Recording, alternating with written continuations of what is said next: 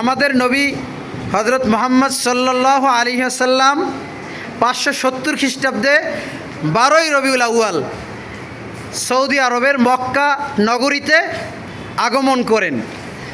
তার জন্মদিন উপলক্ষে ঈদে মিলাদুন নবী উদযাপন উপলক্ষে এই তোমাদের চাখার ফজলুল হক ইনস্টিটিউশন এখানে ঈদে মিলাদুন নবী একটা প্রতিযোগিতা অনুষ্ঠান হবে। এই প্রতিযোগিতা অনুষ্ঠানে তোমাদের জন্য থাকবে কেরাত, গজল, হামনাত এবং বক্তৃতা প্রতিযোগিতায় যারা অংশগ্রহণ করবা আমার কাছে নাম জমা দিবা এবং পাশাপাশি এই অনুষ্ঠানের পরে মিলাদ হবে, দোয়া হবে। যারা আমাদের পিতামাতা চলে গেছে, ময় মুরব্বী চলে গেছে, তাদের জন্য দোয়া হবে। এই দোয়ায় অংশগ্রহণ করার জন্য এবং শেষে তাবারক থাকবে, এর জন্য তোমাদের 30 টাকা করে তোমরা চাঁদা দিবা, তাবারকের ব্যবস্থা থাকবে। সবাইকে ধন্যবাদ।